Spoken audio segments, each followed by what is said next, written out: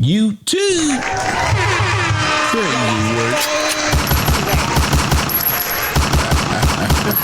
Who this nigga on that name? Oh, ain't nobody but me, boss. What up, YouTube? Big TL Heavy Bag TV, man. If you don't get your goof ass in here and hit the bang. All right, man. First order of business, the WBA. Shout out to Ring Magazine. Reporting that the WBA is willing to look a little further into them 15 rounders, right? They are open for that consideration. If you guys can remember, doing an interview with Teofimo Lopez, I believe when he was out there in London with the Ring Magazine, and he had the suggestion of bringing back 15 round fights, but only under special conditions, such as for undisputed. And let's keep it a bean. How often do we get undisputed matches, right? They are far and few in between. But if we are fortunate to get another undisputed fight in the near future, where it could potentially be Canelo Alvarez and Bud Crawford, if Canelo gets past William Skull, which we all believe he does, he could potentially fight and defend undisputed versus Terrence Crawford. And I think for those two fighters, a 15 round fight would be dope, right? That would give Canelo a little bit more time to try and get the knockout versus Terrence Crawford, and he would have a couple of more rounds he would have to survive, right? But listen, I love the idea. That would be super dope, and it would also apply to the William Skull fight as well. But listen, they don't come around often. We're just at a point right now where we do have a few unified champions, and listen, at that level, to me, it just makes a ton of sense. So hopefully we can do it. Or the better be at Bevo. Oh, if that was 15 rounds, that would be dope in my opinion. But again, something that doesn't come around extremely often, and it would be for undisputed. So that's dope. Oscar De La Hoya going completely crazy on Canelo Alvarez. And listen, there's a lot of truth behind what Oscar is saying. And I know it's going to be a lot of Canelo fans who hear what Oscar has to say. I'm about to play that for y'all momentarily. And you're going to be butthurt, right? You're going to want to call Oscar all of the names in the world, which I get it. You know, you're going to defend your boy Canelo. But all I'm saying is listen to some of these points that Oscar is making. They make a ton of sense. And when it comes to Canelo Alvarez, especially with David Benavidez not being on his 4-fight deal, he just signed with Turki Al-Sheikh. A lot of it just makes a lot of sense. Let's give Oscar a listen. It's your favorite time of the week again. Time for the only segment in boxing that gives you the facts and makes you laugh. It's Clap Back Thursdays. So the news came out last week that Canelo just signed a contract to fight Jake Paul. So we had a signed contract to fight. Here you can see Canelo's signature and my signature to the right. But at the last minute, Canelo ditched the agreement to instead sign a 4-fight deal with Turki Al-Sheikh. Jake Paul pointed out that Canelo has zero loyalty to anyone. Truth is, you can be bought. You're a money-hungry squirrel chasing your next nut. And doesn't give a shit about his fans. And you're screwing over all your Mexican fans by doing your fights in Saudi. It just shows what type of person you are. And he couldn't be more correct. Canelo, I was a little butthurt when you left Golden Boy Promotions. All I'm saying is keep it a bean. Keep it a bean, bro. Keep it. If you're a Canelo fan, keep it real. Don't pump fake. I see a lot of y'all acting like he wasn't really trying to fight Jake. The dude signed the contract, bro. He signed that he was going to fight Jake. And y'all was going to be okay with it. That's all I'm saying. Something's wrong there. It's a disconnect. Back in 2015. But then you did the same thing to Eddie Hearn. Bruh. And now Al Heyman, who you said was the best promoter ever. What? Just months ago. Al Heyman, thank you. I think right now the best promoter, BBC. What? You don't give a fuck about being loyal to anyone. These hoes ain't loyal, no they ain't. You're simply in this for the money. You certainly are in it for the fans, for helping the Mexican people. You've proven you don't give a fuck about any of them. You've never done a damn thing to help the Mexican community. And you'll go out of your way not to give them the fights they want to see. Instead of fighting David Benavidez on Cinco de Mayo weekend, which is clearly the move to make, because David's coming off a great win against... Yo, Canelo versus Benavidez Cinco de Mayo would have been lit, my nigga. That would have been lit, bro. What else? I mean, yo, that shit just would have been lit. Morale. You're fighting William Skull? Your body go, don't stop.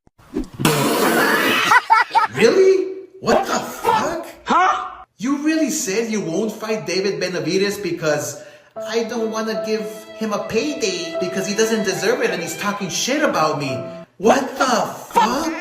You're supposed to create bad blood and excitement. On some real shit, yo, that's the lamest excuse for not fighting somebody in the history of the sport, bro. You don't want to fight David Benavidez because you don't want to give him a payday because he was being mean. And this shit is like, it's facts. Like, that shit is real for the Canelo fans. That's real. I love Canelo inside the ring, man, but you can't deny this shit, bro. This shit is, it's real. For the fans to enjoy. But you won't fight a guy because he's being mean to you? Get the fuck out of here, Canelo. You've single-handedly created the diva era in boxing. Other fighters look up to you, and it's your fault this is the softest, money-hungry era of all time in boxing. Also, Canelo, if you're a true star in your prime, anyone you fight should become a star as well. Like me with Pacquiao, he became Pac-Man. With me and Mayweather, he became Mummy Mayweather. So that brings me to your last opponent, Edgar Berlanga. A few moments later.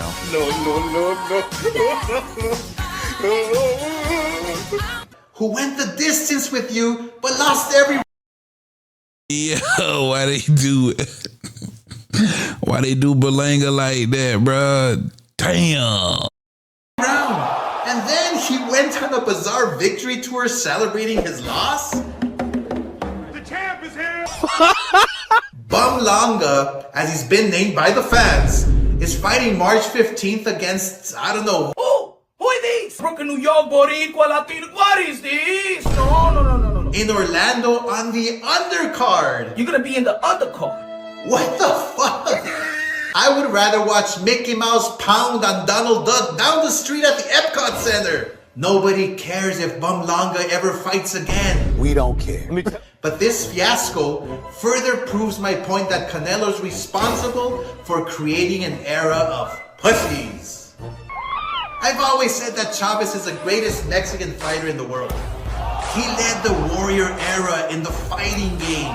Chavez, Tyson, Sugar Ray Leonard, myself, warriors. We wanted the best fights and never ducked anyone. Then came Floyd, yes, you know, the boxing, the agility, and the running. But now we have the diva era created by Canelo, the most pathetic era in boxing today. Canelo, from all the fans in boxing who love fighting, we sincerely mean this. Fuck you! No more questions. So remember guys, you're not a hater if you only speak the facts. Oh man, hey, I gotta say, Oscar's getting better at this shit, bro. These clapbacks is just getting, but he's perfecting this shit.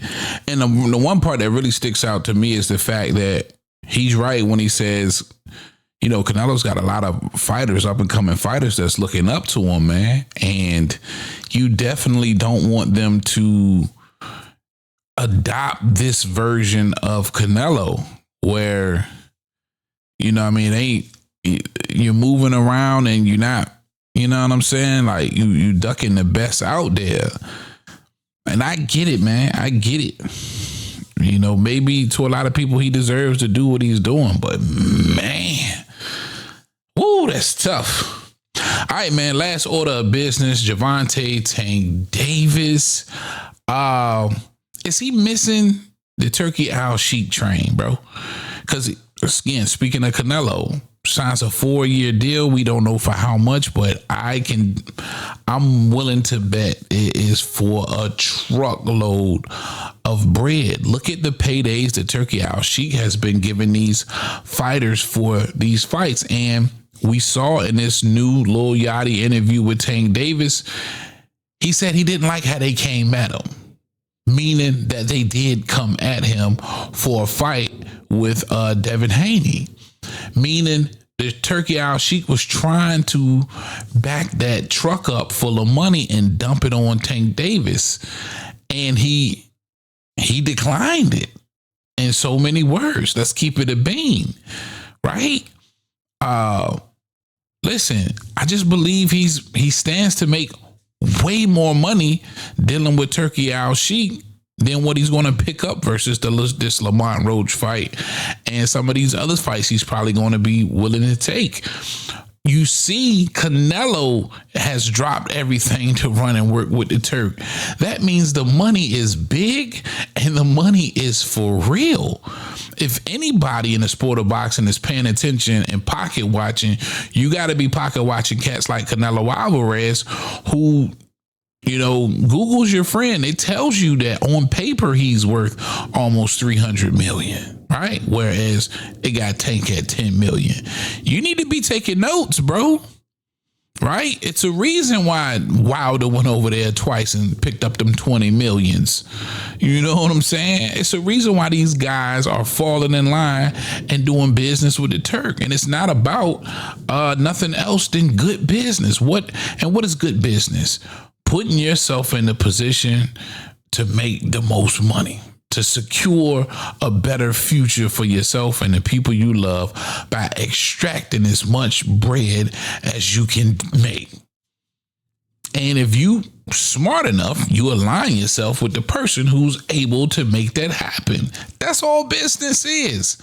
Listen, man, business and loyalty ain't got nothing to do with the same. It should never be in the same room, bro, at the same time. That's all I'm saying. I understand Tank wants to be loyal, but in my opinion, he may be being loyal to a fault, or maybe he's just not bright enough to understand the type of position that he's in and the kind of power that he holds. Because at this point, Tank should be worth at least 100 million, bro. Look at the run he's been on. Look at the run Tank Davis has been on as far as being a pay-per-view star and how many years he's been here. Tank is a household name, and he's not even nowhere near close to being worth $100 million. He should be on all of these cats' coattails, right? He should be on their heels as far as being paid. Google say that nigga worth $10 million, bro. And that's the paper trail. That's what they can add up all the shit with your name up there and say, hey, he's worth this much. Now, unless he's got $90 million in his mattress like a stupid motherfucker with no paper trail, that's tax evasion. You're probably going to get caught. Let's keep it a bean. All right, man. Definitely want to know y'all's thoughts, man. Let me know in the comment section. That's all I got for y'all on this one. Big T.O. heavy bag. I'm out of here. Talk to him, Roger. Most motherfuckers don't know shit about boxing.